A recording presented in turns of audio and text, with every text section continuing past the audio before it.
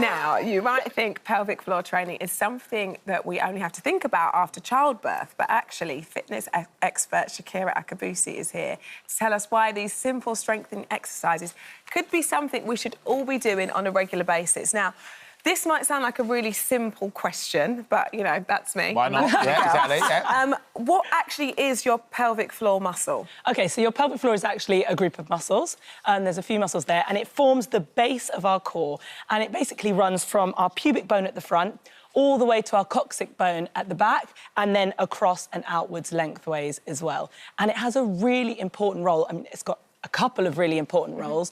It's not only just supporting and holding in our internal organs like our bladder, our bowel, our uterus, but it's also helping us with every movement that we make every day. You know, if you're lifting and carrying, if you're running, jumping, your pelvic floor is a part of your core, and that's really helping us to lift and manage load and also to absorb impact. And what could be a cause of... Obviously, we hear everybody talk about, oh, after you have a baby. I remember someone saying that to me, and I was like, what does that even mean? Look after your pelvic floor. But what could cause your pelvic floor to weaken, apart from children? OK, so apart from children... Yeah, because we know that. We know that, yeah, exactly. But what else could be the cause? Yeah, so as you said, pregnancy is one of them, but also weight gain and obesity, that can also have an impact on our pelvic floor. It's placing kind of additional pressure onto the pelvic floor muscles, but also just leading a really sedentary lifestyle. You know, like any other muscle in our body, we really want to be making sure that we're using our pelvic floor, and if we're sitting for long periods of time, we're not going to be using it as effectively as we would if we're up and about. Ageing, again, a natural process of ageing, our hormones are fluctuating, that can impact our pelvic floor function. And this is for men and women, you know, we all have pelvic floor health. So what happens if your pelvic floor isn't working properly? So pelvic floor dysfunction can, display in so many different ways for lots of different people. A very common symptom of pelvic floor dysfunction could be incontinence. Now, that could be urinary incontinence, but that's not the only type of incontinence. As well, some people might struggle to manage their bowel movements and have control there. It might be that you experience a degree of prolapse, which is when, if the pelvic floor is weak, sometimes the internal organs might shift a little bit out of position. You might feel that bulging either in the vagina or in the rectum, and sometimes we might even see that protruding out. It could just be that you experience some lower back pain. This can pain during intercourse could be another thing that you might experience. So there's lots of different... What's interesting is that I've actually never thought... When I think pelvic floor, I really feel like that's a female-led thing. Yeah. I wouldn't think that it's, you know, it applies to men too. Yeah, no, absolutely. Absolutely. Men have pelvic floor health as well, and it's really important. It can play a role in sexual function or sexual dysfunction. So there's so much more to the picture than just, as you said, pregnancy. You know, there's a whole big picture. So what can we do? OK, so there are tons of exercises. I'm just going to take us through a few of them. So everyone's probably heard of Kegel exercises. It's kind of the first thing that you are taught, and they can be really beneficial to help us strengthen our pelvic floor. To really get an effective lift of the pelvic floor, we don't just want to squeeze, squeeze, squeeze like we're stopping the flow of urine, which we hear all the time. We want to get that global effect. As I just said, the pelvic floor muscle actually can stretch quite a long way. So the best way to really engage it is to take a nice deep inhale, focus on relaxing the pelvic floor as we take that inhale. And as we exhale, we're going to think about our pubic bone at the front and our coccyx bone at the back, drawing inwards and then lifting up along the midline. And that's how we're going to get that really global activation of the pelvic floor. So a nice deep inhale.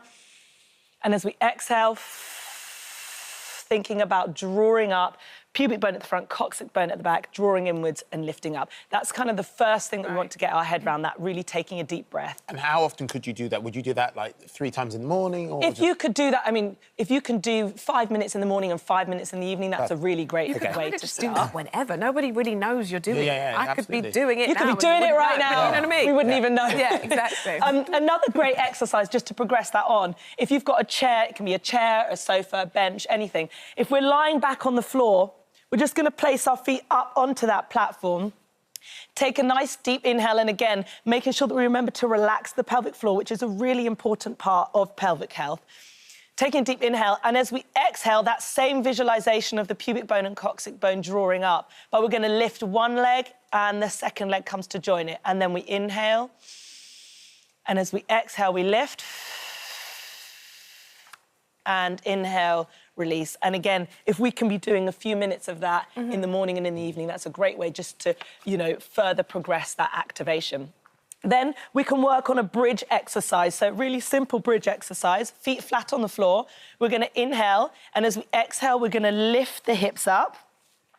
And that's really great because we're going to be activating the glutes. And this is a huge part of pelvic health. So what we often don't really talk about enough is the surrounding muscles that support the pelvic floor. And glutes are important for that. It's going to help us to realign our pelvis, which can help us take some of that pressure off the pelvic floor.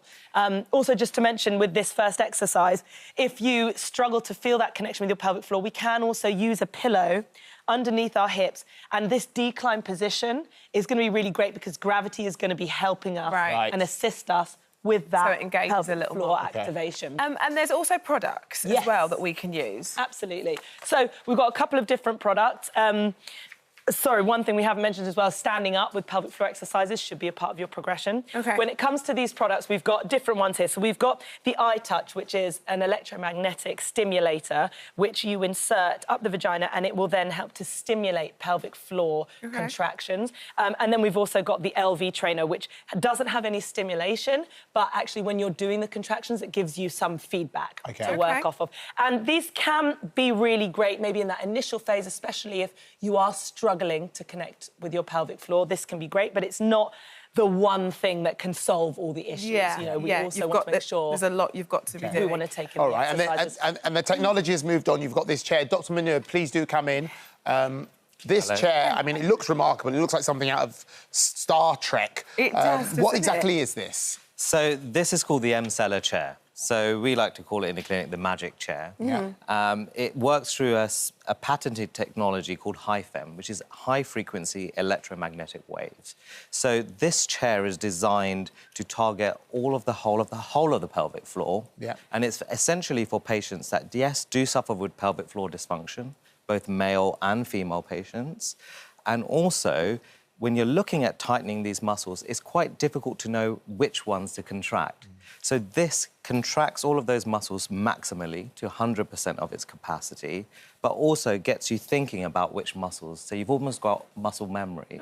So it's not a replacement for these exercises that we've talked about. It's something to get you from A to B, and then your home care is maintaining you at B. Well, we have our lovely Daisy, who is our news editor, and Daisy has volunteered to try out the magic chair. And it uses magnetic forces and things, doesn't it? Absolutely, yes. So yeah, what happens now? How does it look? Oh, no, don't hold it, because it's the magnet. Yeah, so whilst you're on the chair, you can't hold your phone or anything like that because it's got magnetic waves and things, but you can hold... Don't switch it on, though, while she's holding the mic. We won't switch it on while she's holding the mic. How do you feel about this, Daisy? Nervous. Are you? OK, I'll take that. Let's hold this for you.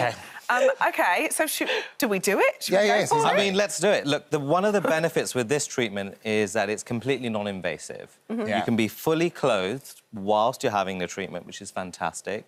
And it's also a discreet treatment that you can have. And it only takes half an hour. OK, well, let's give it a go. Well done for volunteering, Daisy. Lovely to work with you.